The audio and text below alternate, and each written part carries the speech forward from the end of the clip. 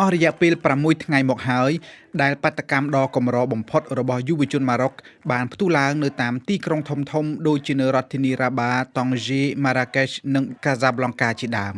ចលនាបាតកម្មនេះត្រូវបានប្រកុកប្រកាសហៅគ្នាដោយសម្ព័ន្ធយុវជនមួយក្រុមឈ្មោះថា Gen Z 212នៅតាមបណ្ដាញសង្គម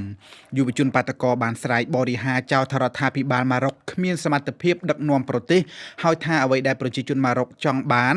គឺសេវាសាធារណៈល្អប្រសើរមន្ទីរពេទ្យនិងប្រព័ន្ធអប់រំមានគុណភាពគូបញ្ជាក់ថាបាតកម្មនេះបានផ្ទុះឡើងបន្ទាប់ពីមានករណីស្ត្រីពពោះចំនួន8នាក់បានស្លាប់ផ្ទួនគ្នានៅក្នុងមន្ទីរពេទ្យរដ្ឋមួយកន្លែងនៅទីក្រុងអាហ្កាឌីភាគខាងត្បូងម៉ារ៉ុកស្ត្រីរងគ្រោះទាំងនោះបានចូលមកសម្រាលកូនដោយការវះកាត់នៅក្នុងមន្ទីរពេទ្យនោះដំណឹងអកុសលនេះបានបញ្ឆេះកំហឹងប្រជាពលរដ្ឋជាពិសេសយុវជនក្មេងៗនៅតាមបណ្ដាញសង្គម